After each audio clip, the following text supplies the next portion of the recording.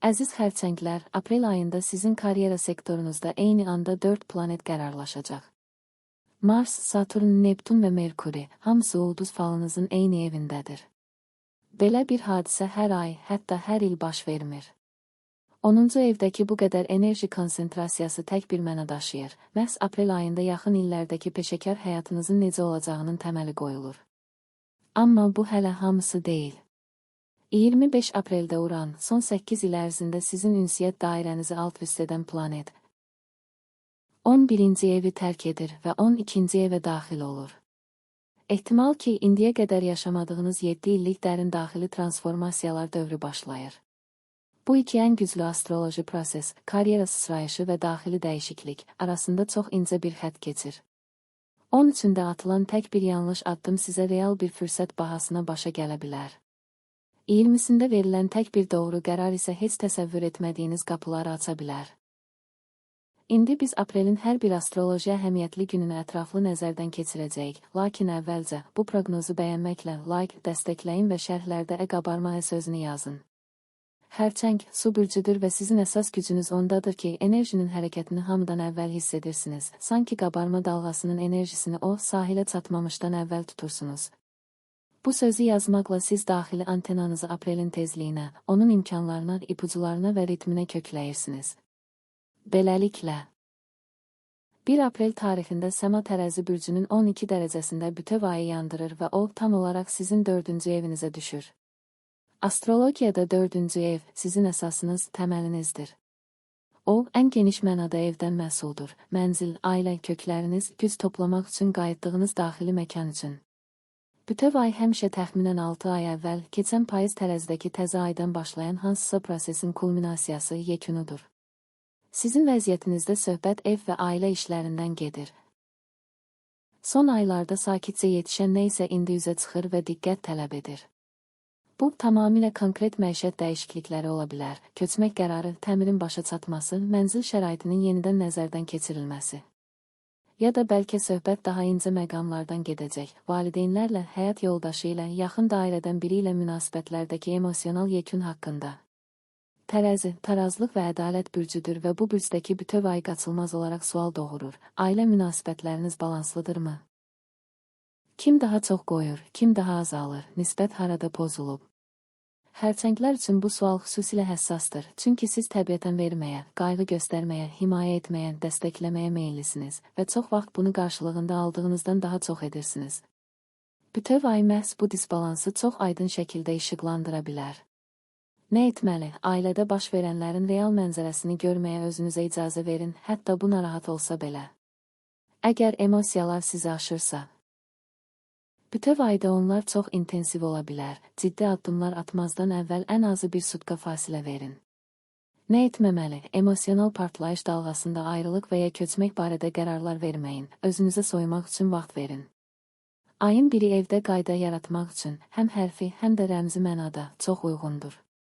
3 aprel tarixində dəyərlər, bağlılıqlar və maddi nemətlər planeti olan Venera Plutona kvadrat formalaşdırır. Venera bu vaxt Boğa bürcündə sizin 11-ci evinizdə. Dostlar, icmalar və kollektiv arzular sektorundadır.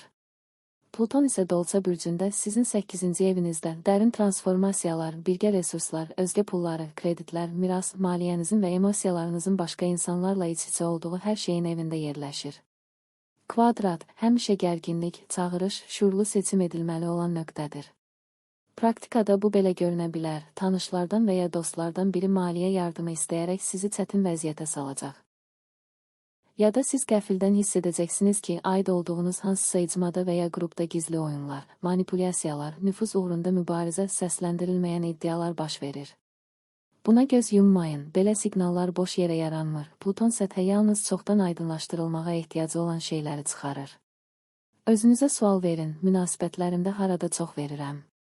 Sərhədlərim harada dumanlıdır? Nə etməli? Resurslarınızı, təkcə maliyyə deyil, həm də emosional resurslarınızı. Kimə etibar etdiyinizdə seçici olun. Nə etməməli? Təzyiq altında borc verməyə və ya başqasının öhdəliklərini üzərinizə götürməyə razı olmayın. Ayın içində günahkarlıq və ya narahatlıq hissi ilə verilən hər hansı qərar sonra ciddi nəticələrə səbəb ola bilər. 4 aprel tarixində enerji dəyişir. Əvvəlki günün gərginliyindən sonra səma sizə kiçik, lakin xoş bir nəfəslik bəxş edir. Venera sizin 10-cu karyera evinizdəki Saturna polisekstil, yarım sekstil əmələ gətirir. Bu, yumşaq, gözə çarpmayan bir aspektdir, lakin sizin xeyrinizə işləyir. Rəhbərlikdən razılıq, nüfuzlu bir şəxsdən və ya mentordan dəstək, iş təklifinə isti bir reaksiya ala bilərsiniz. Əgər rəhbərliyə bir xahişlə müraciət etmək və ya yeni iş şərtlərini müzakirə etmək lazımdırsa, ayın 4-ü bunun üçün üçüncüsündən müqayisə olunmaz dərəcədə daha uyğundur. Diplomatik və nəzakətlə davranın, məhz belə yanaşma nəticə gətirəcək. 5 aprel tarixində ayın əsas astroloji toqquşmalarından biri baş verir. Qoç bürcünün 16 dərəcəsində, sizin 10-cu karyera evinizdəki Günəş, öz bürcünüz olan Xərçəngin 16 dərəcəsində. Birinci şəxsiyyət evinizdəki Yupiterlə kvadrat formalaşdırır. Günəş və Yupiter arasındakı kvadrat, ifratçılıq aspektidir. O, daxili bir hiss yaradır ki, siz hər şeyi edə bilərsiniz, üfüqlər sonsuzdur, məhz indi maksimumu əldə etmək lazımdır. Və bu, onun tələsidir. İyunun sonuna qədər sizin bürcünüzdə olan Yupiter ilin bütün ilk yarısını sizə optimizmlə doldururdu, özünü hiss etməyinizi genişləndirirdi, özünüzü daha böyük, daha əmin, daha geniş miqyaslı görməyə kömək edirdi. Bu, möhtəşəm bir işdir, lakin məhz ayın 5-də bu şişmiş optimizm karyera reallığı ilə toqquşa bilər. Siz yerinə yetirə biləcəyinizdən daha çox söz vermək və ya gücünüzü real qiymətləndirmədən öhdəliklər götürmək riski ilə üzləşirsiniz. Əvəzində bugün strateji düşünmək, refleksiya üçün idealdır. Özünüzdən soruşun, peşəkar yolum indi özümü hiss etdiyim şəxslə üst-üstə düşürmü? Axı birinci evdəki Yupiterin təsiri altında keçən bir neçə aydan sonra siz artıq ilin əvvəlində olduğunuz insan deyilsiniz və bəlkə də karyera hədəflərinizin yenidən nəzərdən keçirilməyə ehtiyacı var. Nə etməli? Düşünün, müqayisə edin, istiqaməti korreksiya edin. Nə etməməli? Böyük vədlər verməyin və diqqətlə qiymətləndirmədən yeni yükləri üzərinizə götürməyin. 6 aprel tarixində Buğadan sizin 11-ci evinizdən olan Venera, Balıqlar bürcündəki 9-cu evdə yerləşən şimal ay düyününə sekstil qurur. Şimal düyünü sizin inkişaf istiqamətinizin gələcəyin göstəricisidir. 9-cu ev, üfüqlərin genişlənməsi evidir, səyahətlər, ali təhsil, fəlsəfi axtarışlar, beynəlxalq əlaqələr. Sekstil, imkanlar aspektidir, lakin trində olduğu kimi öz-özünə ələ düşən deyil, aktiv şəkildə tutulmalı, fərq edilməli və yanından keçilməməli olan imkanlardır. Praktikada bu belə görünə bilər, bir rəfiqəniz və ya tanışınız sizə bir kurs tövsiyə edəcək və o, qəfildən məhz sizə lazım olan şey çıxacaq. Ya da bir həmkarınız səfər, təcrübə, proqram haqqında sözarası danışacaq və sizin daxilinizdə nə isə buna cavab verəcək. Əgər çoxdandır yeni bir şey öyrənməyə başlamaq, dünya görüşünüzü genişləndirmək və ya yola çıxmaq barədə düşünürdünüzsə, məhz insanlar vasitəsilə gələcək ipuculara xüsusi diqqət yetirin. Ayın 6-sında ətrafınız yeni üfüqlərə aparan bələdçi ola bilər. 8 aprel tarixində enerji artır, balıqların 29 dərəcəsindən, 9-cu evinizin ən son kritik dərəcəsindən, Mars Buğadakı Urana 11-ci evdə sekstil formalaşdırır. Astrologiyada 29-cu dərəcəni analitika adlandırırlar. O, özündə təcillik hissi daşıyır, sanki qapılar bağlanan üzrədir və içəri girməyə çatdırmaq lazımdır. Bu, sıçrayış enerjisidir.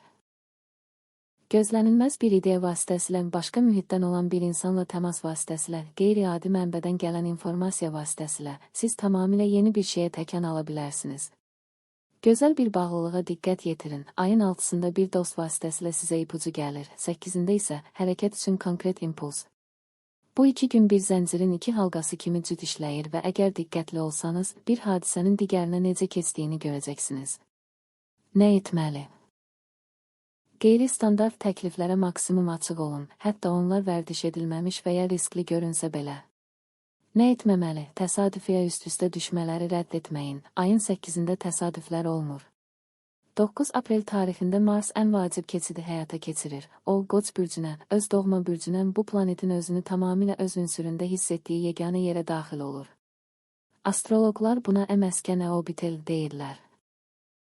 Planet idarə etdiyi bürcdə olanda maksimal dərəcədə əmin, məhsuldar və güclü hərəkət edir. Sizin üçün Qoç, ulduz falının 10-cu evidir, xəritənin zirvəsi, karyera, peşəkar status və həyat amalı yeridir. Təsəvvür edin ki, qətiyyətinizin ən güclü mühərriki məhz peşəkar inkişafınızın həll olunduğu yerdədir. 9 apreldən 11 maya qədər siz karyera nərdivanı ilə irəliləmək, yeni layihə başlatmaq, liderlik keyfiyyətləri nümayiş etdirmək, özünüzü tanıtmaq üçün ən güclü enerji resursunu əldə edirsiniz. Lakin bu enerjinin tərs tərəfi də var. 10-cu evdəki Mars rəhbərliklə sürtünmələrə, həmkarlarla rəqabətə, nüfuz dairəsi uğrunda mübarizəyə səbəb ola bilər.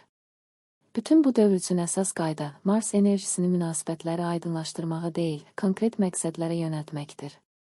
Nə etməli? Layihələrə başlayın, təkliflərlə çıxış edin, məsuliyyəti üzərinizə götürün. Nə etməməli? İyerarxiyada sizdən yuxarıda duranlarla açıq münaqişəyə girməyin. Mars cəsarət verir, lakin heç də həmişə müdriklik vermir və onlar arasındakı fərq baha başa gələ bilər. 13 aprel tarixində ayın ən birmənalı olmayan hadisələrindən biri baş verir. Mars 10-cu karyera evinizdə Qoçun 2 dərəcəsində Neptunla görüşür. Birləşmə, iki planetin zonanın eyni nöqtəsində olması və enerjilərinin qovuşmasıdır. Mars, hərəkət, təkan, qətiyyətdir. Neptun, arzu, intuisiya, lakin eyni zamanda illüziya və dumandır. Bu iki qüvvə sizin karyera sektorunuzda birləşdikdə, peşəkar ambisiyalar xəyalpərəst, ilhamlı bir rəng alır. Qarşınızda gələcəyin möhtəşəm mənzərəsini görə bilərsiniz, hiss edə bilərsiniz ki, bax budur, sizin əslamalanız, sizin böyük şansınız. Və əgər siz yaradıcılıq sahəsində, yardımçı peşələrdə, incəsənət, psixologiya, mənəvi təcrübələr sahəsində işləyirsinizsə, bu ilham həqiqətən dəyərli ola bilər. Lakin bu birləşmənin kölgəli tərəfi də var. Neptun qavrayışı dumanlandırır və onun təsiri altında fantaziyanı reallıq kimi qəbul etmək asandır. Əgər ayın 13-də sizə ideal bir imkan təklif olunsa, razılaşmağa tələsməyin. Bir neçə gün gözləyin. Əgər 15-dən sonra təklif hələ də cəlbedici görünürsə, o diqqətinizə layiqdir. Əgər dağılıb getdisə, deməli bu bir illüziya idi və siz ondan vaxtında yayındınız. Nə etməli?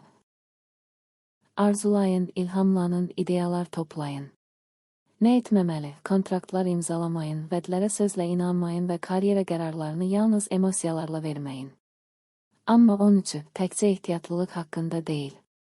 Həmin gün buğadan 11-ci evinizdən olan Venera, xərçəngdəki 1-ci evdə yerləşən Yupiterlə sekstil formalaşdırır. Və bu, əhval-ruhiyyəsinə görə ziddiyyətli, parlaq və səxavətli bir aspektdir. Bütün aprel ayının ən uğurlu günlərindən biridir. Venera və Yupiterin sekstili yüngüllük, istilik, xoş təsadüflər gətirir. Dostlar vasitəsilə, sosial təmaslar vasitəsilə, üzv olduğunuz icmalar vasitəsilə sizə bir dəvət, hədiyyə, xoş xəbər və ya hətta həyatınız üçün vacib olacaq bir insanla tanışlıq gələ bilər. Əgər subaysınızsa, bugün görüşlərdə deyil, qeyri-rəsmi şəraitdə öz adamlarınız arasında baş verən romantik görüşlər üçün xüsusilə əlverişlidir. Maliyyə baxımından da yaxşıdır. Xoş bir bonus, uğurlu alış, gözlənilməz pul hədiyyəsi mümkündür. Ayın 13-dən maksimum istifadə edin, lakin məhz sosial və şəxsi sahədə. Karyera müqavilələrini sonraya saxlayın. Eyni günün iki tranziti həyatın müxtəlif sahələrində işləyir və müdriklik bunu fərqləndirməkdədir. 14 aprel tarixində düşüncə, nitq və kommunikasiya planeti olan Merkuri balıqlar bürcünü tərk edir və Qoç bürcünə sizin 10-cu evinizə keçir. Bundan əvvəl Merkuri sizin 9-cu evinizdə balıqların yumşaq, fəlsəfi, intuitiv bürcündə idi və düşüncə tərzi də buna uyğun idi. Dumanlı, xəyalpərəst, ümumiləşdirmələrə meyilli. İndi kəskin bir keçid baş verir. Qoçdakı Merkuri birbaşa, sürətli və işə dair danışır. Bu o deməkdir ki, peşəkar həyatınızda kommunikativ aktivlik, danışıqlar, təqdimatlar, işgüzar yazışmalar, informasiya mübadiləsi kəskin şəkildə artır. Üstəlik, indi karyera sektorunda bütöv bir planetlər qrupu toplaşıb. Mars, Neptun, Saturn və onlara Merkuri də qoşulur. Bir evdə bu qədər enerjinin toplanması nadir hadisədir. Bundan istifadə edin, lakin unutmayın, Qoçdakı Merkuri tələsir və peşəkar kontekstdə tələsik deyilmiş bir söz sonra təmizlənməsi asan olmayan nəticələr yarada bilər. Danışmazdan əvvəl düşünün. 16 aprel tarixində səma eyni anda iki güclü aspekt qurur ki, onlar cüt işləyir və bir-birini gücləndirir. Birincisi. Günəş Qoçun 26 dərəcəsində sizin 10-cu evinizdə Xironla birləşir. Astrologiyada Xiron xüsusi fiqurdur. Onu yaralı müalicəci adlandırırlar. Bu, ulduz falında sizin dərin həssaslığınızın, lakin eyni zamanda sağalma potensialınızın yaşadığı nöqtədir. Günəş sizin karyera sektorunuzda Xironu işıqlandıranda səthə köhnə peşəkar yaralar çıxa bilər, layiqincə qiymətləndirilməmək hissi, lazımi səviyyədə olmamaq qorxusu, saxtakar sindromu, imposter sindromu. Hərçənglər üçün bu çox tanışdır, çünki sizin bürcünüz təbiətən daxilə, ailəyə, evə, emosional dünyaya yönəlib və 10-cu evin ictimai səhnəsi çox vaxt yad, narahat ərazi kimi hiss olunur. Lakin bu narahatlıqda inkişaf imkanı var, xoşagəlməz hisslərdən gizlənməyin, onlar məhz harada daha güclü ola biləcəyinizi göstərir. 16-sının ikinci aspekti, Mars karyeranın 10-cu evindən dərin transformasiyaların 8-ci evinə Plutonla sekstil formalaşdırır. Bu, əsl möhkəm güc aspektidir.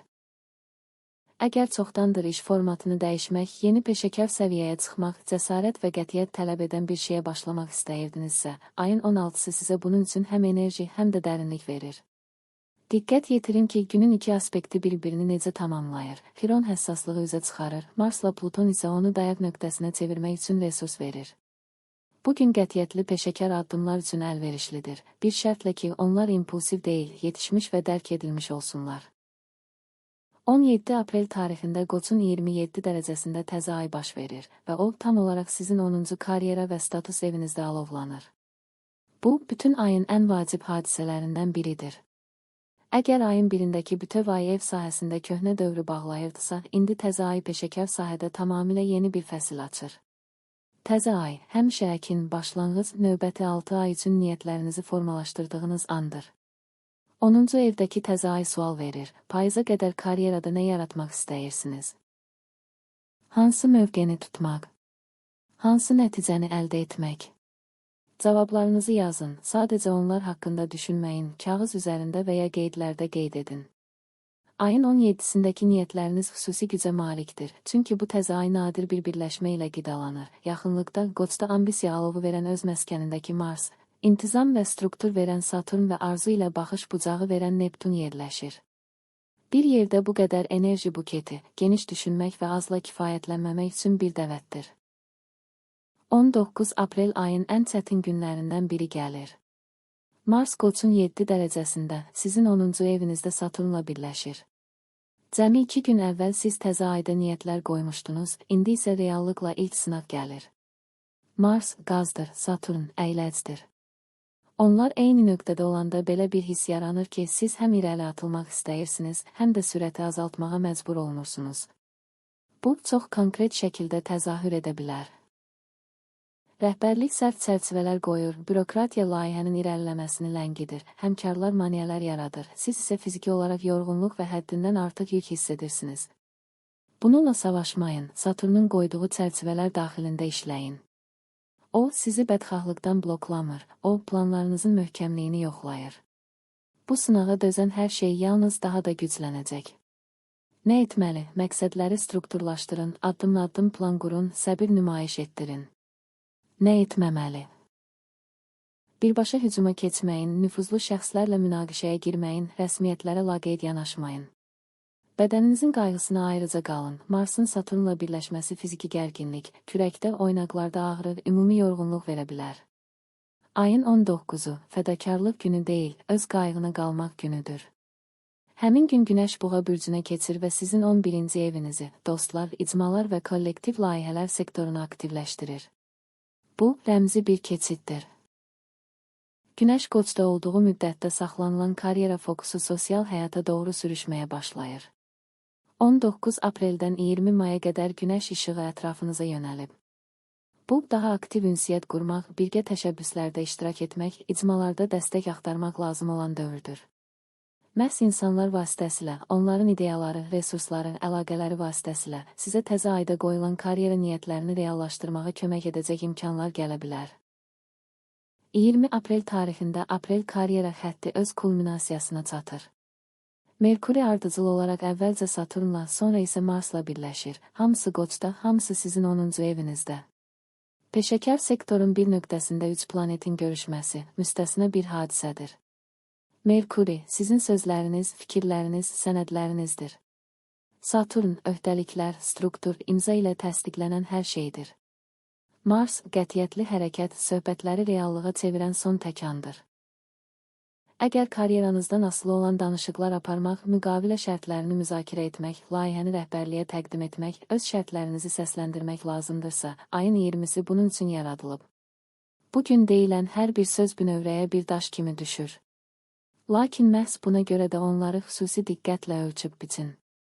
Ayrıca məsləhət, imzaladığınız hər bir sənədi, o cümlədən xırda şriftləri yenidən oxuyun.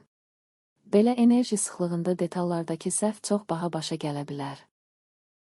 21 aprel tarixində 11-ci evdən olan Venera sizin 10-cu evinizdəki Xirona polisekstil formalaşdırır. Xatırlayırsınız, ayın 16-sında Günəş peşəkar yaraları işıqlandırmışdı. İndi sağalma gözlənilməz tərəfdən, dostcasına bir söhbət vasitəsilə, sizi bir mütəxəssis kimi deyil, bir şəxsiyyət kimi tanıyan insanın sözləri vasitəsilə gələ bilər. Bəzən karyera haqqında ən dərin dərklər iş kabinetində deyil, sizi peşəkar maskasız görən bir rəfiqə ilə çay süfrəsi arxasında gəlir. Əgər ayın 21-də yaxınlarınızdan biri sizə toxunan bir şey desə, rədd etməyin. Qulaq asın. 23 aprel tarixində Venera Buğa bürcünün 29 dərəcəsində, 11-ci evinizin ən son tamamlayıcı dərəcəsində Uranla birləşir. Venera, bağlılıqlar, gözəllik və dəyərlər planetidir. Uran, qəfil dönüşlər, elektrik boşalmaları və dəyişikliklər planetidir. Onlar sizin sosial sektorunuzun kritik 29-cu dərəcəsində görüşəndə sürprizlərə hazır olun. Adi dairənizə uyğun gəlməyən bir insanla qəfil tanışlıq, gözlənilməz dəvət, dostluqda kəskin dəyişiklik. Kim isə həyatınızdan gəldiyi kimi sürətlə gedə bilər, kim isə əksinə içəri girərək ətrafınızdakı qüvvələr nisbətini dəyişə bilər. Kollektiv layihə və ya ictimai aktivliklə bağlı maliyyə sürprizi də mümkündür. Başa düşmək vacibdir ki, bu aspekt təcrid olunmuş bir hadisə deyil, 2 gün sonra baş verəcək daha geniş miqyaslı keçidin xəbərçisidir. Gedəni saxlamayın və gələndən qorxmayın, Uran həmişə daha yaxşısı üçün yer təmizləyir, hətta həmin anda bu qorxulu görünsə belə. 25 aprel, təqvimdə dairəyə alınmalı olan bir tarixdir. Uran Buğa bürcünü tərk edir və əkizlərə daxil olur. Bu, 10 illiyin miqyasında olan bir hadisədir. Uran sizin 11-ci evinizdə, dostlar, icmalar və kollektiv arzular sektorunda 2018-ci ildən başlayaraq təxminən 8 il keçirdi. Geri boylanın. Bu müddət ərzində ünsiyyət dairəniz necə dəyişib? Çox güman ki, indiki ətrafınız 8 il əvvəlkindən az fərqlənir. Bəzi dostlar getdi, digərləri tamamilə gözlənilməz şəkildə peyda oldu. Sizin adamlarınızın kim olduğu barədə təsəvvürləriniz təkrar dəyişdi. Bütün bunlar Uranın işidir. İndi bu fəsil tamamlandı. Uran əkizlər bürcünə, sizin 12-ci evinizə, şuuraltı, tənhalıq, mənəvi axtarışlar və böyük həyat dövrlərinin tamamlanması sektoruna daxil olur. Burada o, 2033-cü ilə qədər qalacaq. Bu o deməkdir ki, yaxın 7 ildə sizi daxili dünya sahəsində gözlənilməz kəşflər gözləyir. İntuisiya itiləşə bilər, psixologiyaya, meditasiyaya, yuxularla işə maraq güclənə bilər. 12-ci evdəki Uran bəzən qəfil tənhalıq ehtiyacı dövrləri gətirir. Sanki birdən-birə xarici dünyadan ayrılmaq və özünüzlə tək qalmaq istəyirsiniz. Müqavimət göstərməyin. Hisslər və dərin emosiyalar vasitəsilə yaşayan xərçəng üçün bu tranzit həyatın ən çevirici, preobrajayışı dövrlərindən biri ola bilər. 12-ci evin səssizliyində ən güclü dərklər doğulur. Həmin gün ayın 25-dən Buğadan olan Günəş Dolçadakı Plutona kvadrat formalaşdırır, 11-ci evdən 8-ciyə. Bu aspekt qrup və ya kollektiv daxilində hakimiyyət və nəzarət mövzusunu kəskinləşdirə bilər. Kim qərar verir, kim başqasının resurslarından istifadə edir, kim öz iradəsini yeridir. Sərhədlərinizi yumşaq, lakin qətiyyətlə müəyyən etməyə hazır olun. Münaqişə ilə deyil, şuurlu bir mövqe ilə, mən buradayam, öz dəyərimi bilirəm və bu dəyərdən sui-istifadə edilməsinə icazə verməyəcəyəm. 26 aprel tarixində 2 tranzit bir-birinin üstünə düşür. Qoçdan 10-cu evinizdən olan Merkuri, xərçəngdəki 1-ci evdə yerləşən Yupiterlə kvadrat formalaşdırır. Öz mahiyyətinə görə bu, ayın 5-də Günəşin analoji kvadrat yaratdığı vaxt baş verənlərə bənzəyir. Lakin indi enerji sözlər və vədlər vasitəsilə təzahür edir. Siz artıq danışmaq riski ilə üzləşirsiniz, real olmayan müddətlər söz vermək, sonra yerinə yetirə bilməyəcəyiniz şərtlərlə razılaşmaq, perspektivləri olduğundan daha parlaq təsvir etmək. Hə deməzdən əvvəl, real resurslarınızı yenidən hesablayın. Bununla belə ideya yaratmaq generasiya üçün bugün möhtəşəmdir. Ağlınıza gələn hər şeyi yazın, süzgəcdən keçirməyi isə sonra daha ayıq vəziyyətdə edərsiniz. Həmin gün Venera əkizlər bürcünə daxil olur. Uranın ardınca sizin 12-ci evinizdə məskunlaşır. Bu andan etibarən sevgi, həzzlər və gözəlliyin daha qapalı, şəxsi xarakter aldığı dövr başlayır. Fərq edə bilərsiniz ki, səs-küylü görüşlər deyil, sakit, intim söhbətlər istəyirsiniz. Hisslərin kütləvi nümayişini deyil, təkbətək dərin söhbətləri istəyirsiniz. Əgər münasibətdəsinizsə, bu tərəfdaşınızla şahidsiz, yalnız xərçənglərin yaratmağı bacardığı o isti, etibarlı mühitdə qalmaq vaxtıdır. Əgər subaysınızsa, hələ dünyaya təqdim etməyə hazır olmadığınız bir insana qarşı gizli bir rəğbət və ya cazibə mümkündür. Bunun öz tempində inkişaf etməsinə icazə verin. 12-ci ev tələskənliyi sevmir və səssizliyi bəyənir. 29 aprel tarixində əkizlərdən olan Venera ay düyünlərinə kvadrat formalaşdırır. Astrologiyada ay düyünləri karmik nöqtələrdir. Şimal düyünü taleyin sizi çağırdığı istiqaməti, cənub düyünü isə nədən əl çəkmək vaxtının çatdığını göstərir.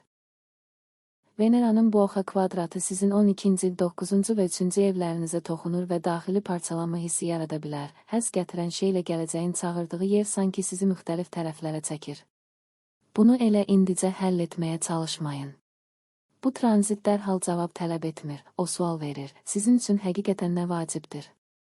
Bu sualın açıq qalmasına icazə verin. Cavab böyük ehtimalla may ayında formalaşacaq.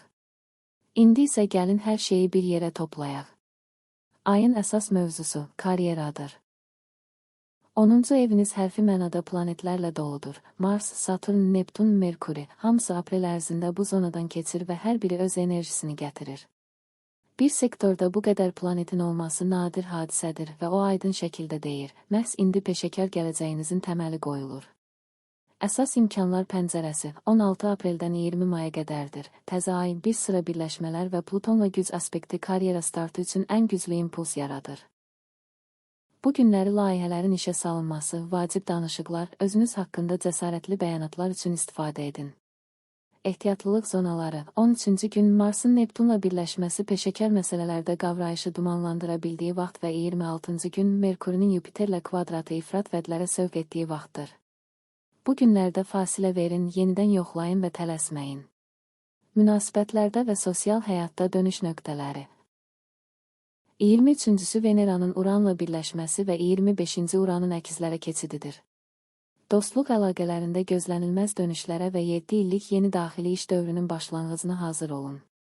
26-sından Venera 12-ci evə daxil olanda sevgi həyatı daha sakit, dərin və şəxsi olur. Özünüzə bu hüququ verin.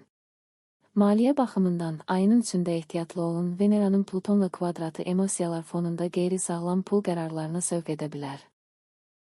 Xoş maliyyə sürprizləri üçün ən yaxşı gün 13 aprel Venera və Yupiterin sekstili sayəsindədir. Sağlamlıq xüsusilə 19-cu gün diqqət tələb edir. İstirahətin qayğısına qalın və özünüzü həddindən artıq yükləməyin. Birindəki bütöv ay isə xatırladır. Ev, ailə, emosional dayaq. Bütün bunlar karyeradan az olmayan qayğıya ehtiyac duyur. Xərçəng üçün ev sadəcə divarlar deyil, o güc mənbəyidir və əgər bu mənbə qurusa, heç bir peşəkar yüksəklik həqiqi məmnunluq gətirməyəcək. Apreli beləcə keçdik, əziz xərçənglər. Əgər proqnoz ürəyinizdə oldusa, əgər bunun məhz sizin haqqınızda olduğunu hiss etdinizsə, şərhlərdə açılıram və sözünü yazın. 17-sində başlayan yeni karyera dövrünə açılıram. Uranın gətirəcəyi dəyişikliklərə açılıram. Öz bürcümdəki Yupiterin məhz mənim üçün hazırladığı ən yaxşı şeylərə açılıram. Bəyənmən, like isə sizin razılıq jestiniz olsun. Bunu həyatınıza buraxmağa hazır olduğunuzun təsdiqi olsun. Əgər proqnozu dinləyib bütün bu tranzitlərin məhz sizin natal xəritənizdə, asendentinizin, ayın mövqeyini və şəxsi planetlərinizi nəzərə alaraq necə işlədiyini anlamaq istəyirsinizsə, siz həmişə fərdi ulduz falı sifariş edə bilərsiniz və biz sizin aprel ayınızı ən xırda detallarına qədər nəzərdən keçirərik. Fərdi ulduz falları haqqında məlumat bu videonun altındakı bərkidilmiş şərhlərdəki linkdə mövcuddur. Baxdığınız üçün və şərhlərdəki hər bir sözünüz üçün sizə ürəkdən təşəkkür edirəm. Videonun altındakı hər bir rəy, sadəcə mətn deyil, bu ayınıza qoyduğunuz enerjidir. Sizə 2026-cı ilin parlaq, ilham verici və məhsuldar aprel ayını arzulayıram. Qoy karyera imkanları pəncərələri sizin üçün tam açılsın. Qoy Marsın Saturnla birləşməsi yumşaq və yüklənmədən keçsin. Ayın 13-dəki Neptun dumanı isə arxasında yanlış qərarlar qoymadan dağılıb getsin. Özünüzü qoruyun, intuisiyanıza qulaq asın. Hərçənglərdə o səhv etmir. Növbəti videolarda görüşənədək.